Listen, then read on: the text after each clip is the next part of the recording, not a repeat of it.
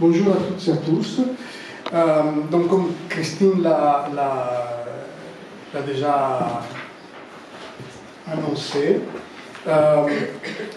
aujourd'hui c'est la journée de clôture d'un projet européen, un projet qui a été cofinancé par le programme Erasmus+, et qui est un projet de collaboration transnationale qui a impliqué 8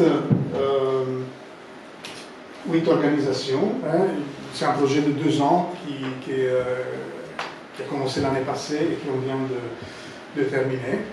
Et donc les 8 pays qui étaient représentés qui ont participé à l'élaboration de ce projet sont un peu éparpillés partout en Europe. Et les organisations qui se sont jointes à la FTU a coordonné ce projet, sont de nature très, très variée. Il y a des organisations de formation, des organisations qui sont plus orientées technologie, parce que, comme on va voir, c'est un projet d'auto-formation. Mais c'est un projet d'auto-formation pour qui? Pour des femmes qui sont à la recherche d'un emploi ou d'une réorientation professionnelle dans un des secteurs de ce qu'on appelle l'industrie 4.0. Donc l'industrie 4.0 est la transformation des systèmes de production par l'introduction de la numérisation. Donc l'automation de la production, de la gestion. Donc le projet s'adresse à des femmes avec l'hypothèse que si les femmes sont moins représentées dans ce secteur, c'est dû en partie au moins à un manque de compétences qui sont considérées indispensables pour les différents métiers. C'est un constat général qu'il y a moins de femmes qui sont diplômées dans des secteurs scientifiques ou technologiques. Les femmes souffrent plus souvent, même quelques chiffres peut-être, il n'y a que 15% des femmes qui sont diplômées dans ces domaines scientifiques, et le taux d'interruption de carrière ou de réorientation est 4 fois plus élevé que pour les hommes. Aussi, il y a le constat qu'il y a moins de 10% des femmes qui sont dans des postes hautement qualifiés. Et aussi, il y a pratiquement, parce qu'un des domaines où l'industrie 4.0 se concrétise, c'est dans les startups. Donc, c'est petites entreprises nouvelles, hautement innovatives. Et là, il y a 83% des créateurs des startups qui sont des hommes. C'est pour ça que j'ai dit créateurs. Donc voilà, les difficultés, les contraintes sont multiples. Mais évidemment, et puis il y a des contraintes structurelles, évidemment. Et ce n'est pas avec un projet de formation qu'on peut résoudre les problèmes plus structurels. Donc ici, tu peux avancer. L'idée est de se concentrer sur la dimension compétence. Et donc, on a produit le partenariat A8, on a produit un outil d'auto-formation qui est mis à disposition sur un site internet. Et donc dans ma présentation, je vais vous décrire, vous parler de cet outil et même vous le montrer en direct. Après, dans la FARD, vous avez une copie de la présentation et il y a l'adresse internet parce qu'évidemment ici aujourd'hui la journée est très, très riche et on ne pourra pas rentrer dans les détails. Mais c'est quelque chose qui est en libre accès, donc vous pouvez jouer quand vous avez un moment de temps et explorer de votre côté l'outil. Donc, comme je dis, c'est un outil d'auto-formation, donc c'est prévu pour que toute personne, en particulier des femmes, qui seraient intéressées par ce type de questions, puissent avoir accès à cet outil et suivre un parcours d'auto-formation sur ces matières. Donc le projet a pris longtemps, plus d'1 an, pour construire les contenus. On a créé, un des partenaires a créé la plateforme qui les accueille.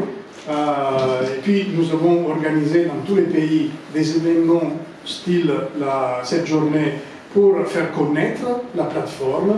Et puis, d'ici la fin de l'année, il y aura aussi une promotion plus générique sur les réseaux sociaux, etc. Donc, quel est le contenu, hein?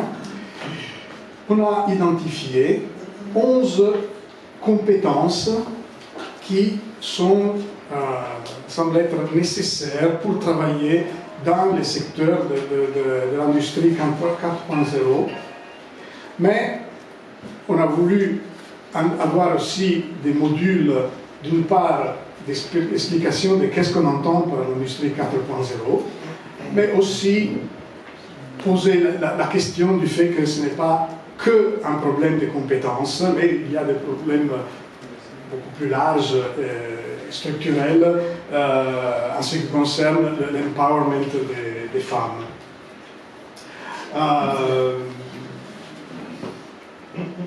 Non, moi je leur montrais oui, voilà. Les problèmes plus structurels. Exactement.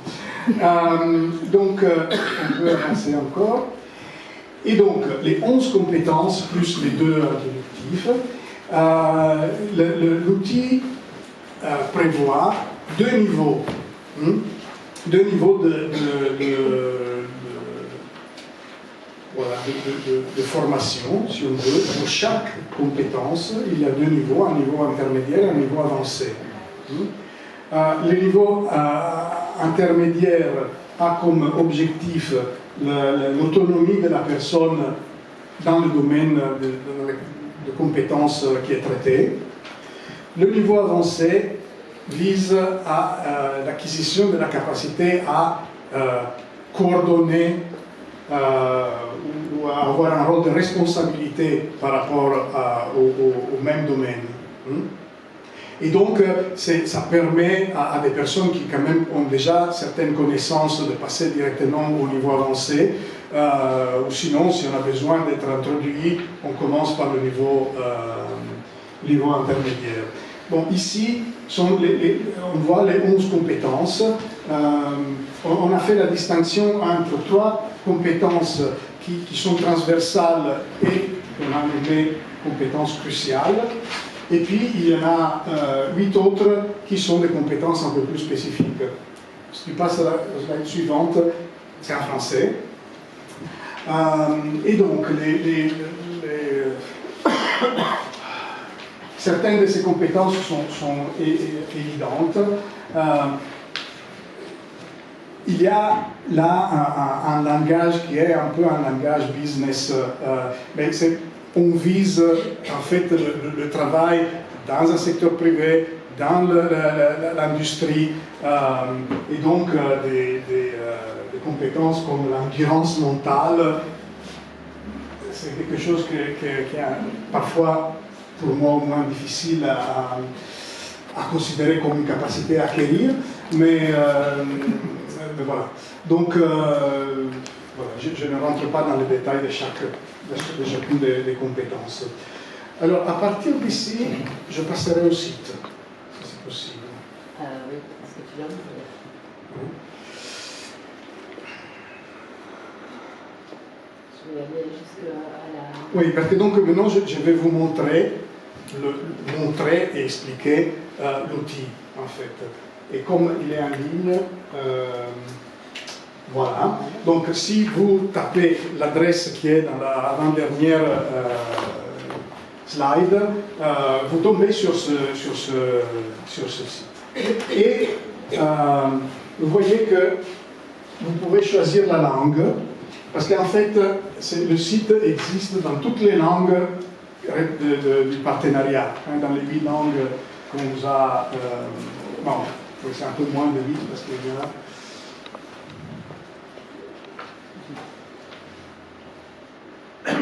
Ok. Et donc, ça c'est la page d'accueil. Et il y a 4 composantes.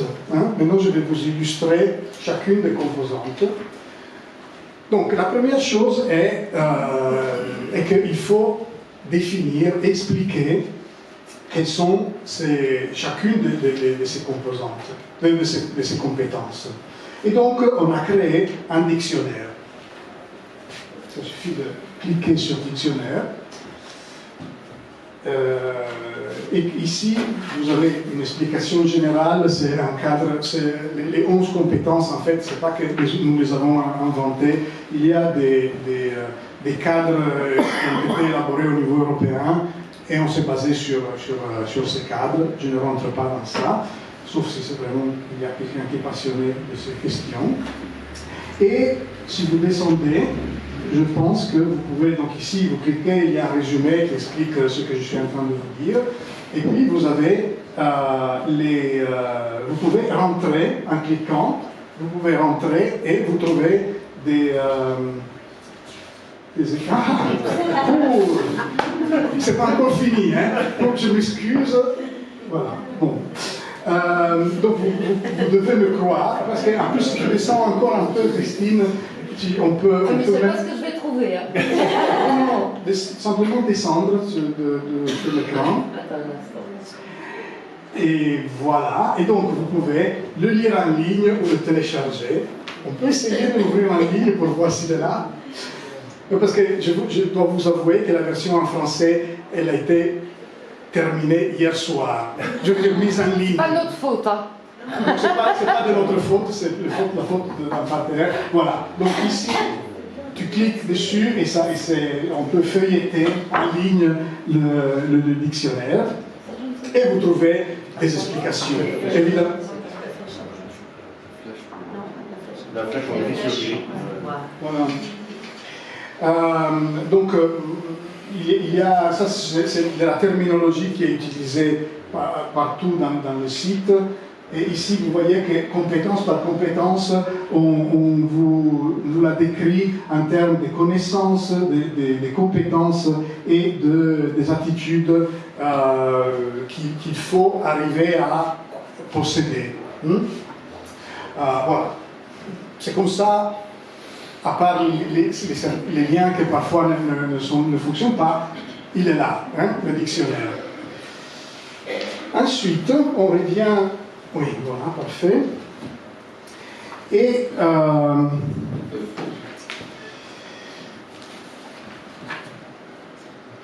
donc, d'abord, je vais vous donner une explication générale. Donc, les MOOC sont les modules d'auto-formation.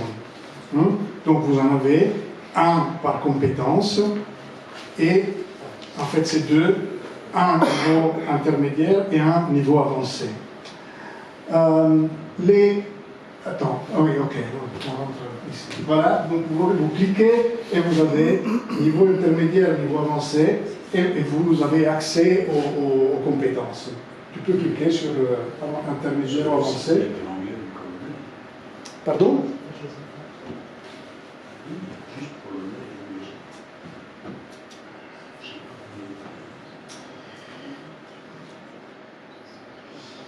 Voilà.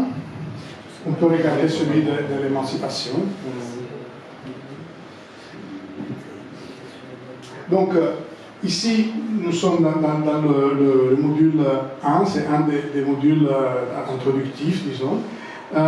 Et donc, tous les modules suivent la même structure. Donc, en regarder un, c'est comme les regarder tous.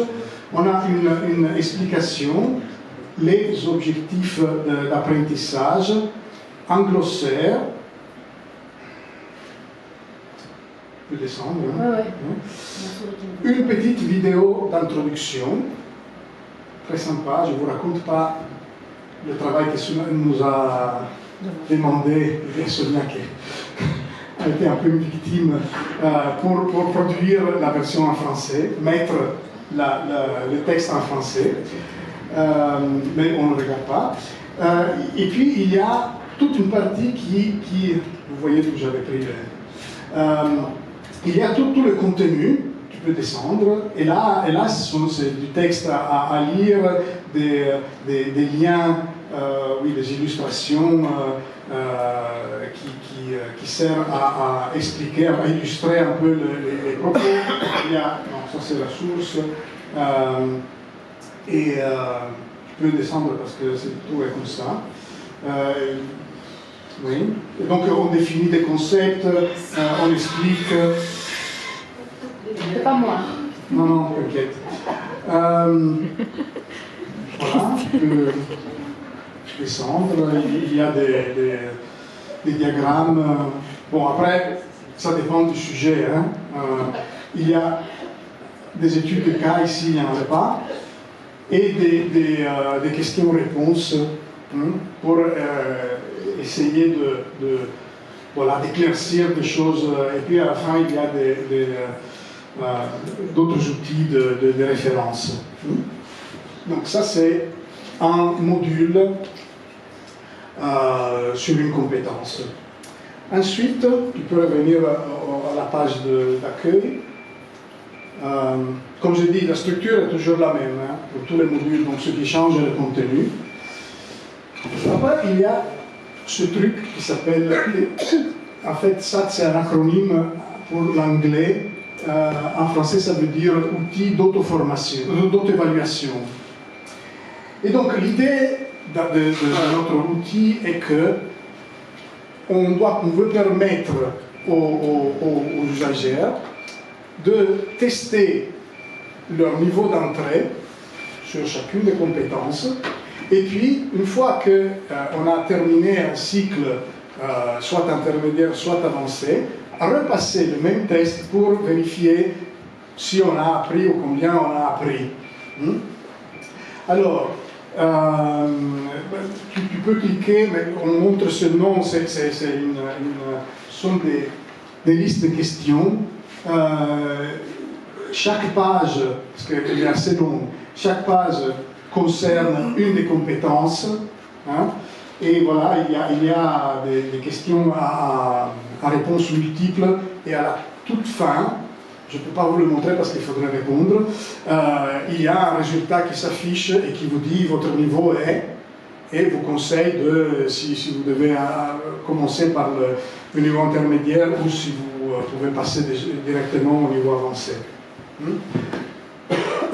Et donc l'idée est de tester à l'entrée et à la sortie pour vérifier si on a appris. Et puis il y a la dernière partie, ce sont les avatars. C'est quoi un avatar pour nous? C'est un profil professionnel. En fait, jusqu'ici, on a parlé de manière générique de certaines compétences. On a pensé d'illustrer, évidemment c'est un choix qu'on a porté, hein, des profils professionnels, il y en a 8. 8 profils professionnels qui, tu peux cliquer sur n'importe lequel, là encore la structure est toujours la même, mais qui sert à, d'une part, décrire un métier, quelque chose, un poste pour lequel on pourrait vouloir postuler. Et donc il y a la description et il y a les compétences parmi les 11 qu'on a travaillé, qui nous semblent être les plus pertinentes ou caractérisant le profil. Je vais descendre. Non, tout ça, la première partie est descriptive. Ensuite, qu'est-ce qu'il y a ici? Ah oui. Et donc, après, il y a 3 parties. D'une part, il y a des conseils. Honnêtement, pour moi, ce n'est vraiment pas clair à quoi ça sert, mais la partie qui est vraiment intéressante est le questionnaire, parce que là encore, c'est un autre test. Cool. Bon, donc il faudrait... Est-ce que tu peux le mettre sur la page en anglais? Oui, ou en chypriote, hein, si tu veux. Parce que là, je suis sûr qu'il existe. Aller dans les avatars, descendre. Je voulais vous montrer un peu parce qu'en fait, il y a un questionnaire qui permet de comprendre de quoi il s'agit et de voir si c'est quelque chose qui peut intéresser. Et après, je clique sur ce ici, oui. Non, je vais jusque-là. Start, oui. Je sais pas, Ah oui, et donc voilà, et donc là, on vous pose des questions qui sont relatives au profil, et c'est pour voir si vous en savez quelque chose. Bon, je ne propose pas de faire le test, mais moi, personnellement, je trouve que cette partie est la plus intéressante. Et puis, il y a une dernière partie qui sont des ressources pour approfondir. Ici, à la fin du test, on vous dit, et donc maintenant vous pouvez aller suivre, ou commencer par les modules XY dans le MOOC. Et voilà, donc la dernière partie, c'est de la documentation ultérieure.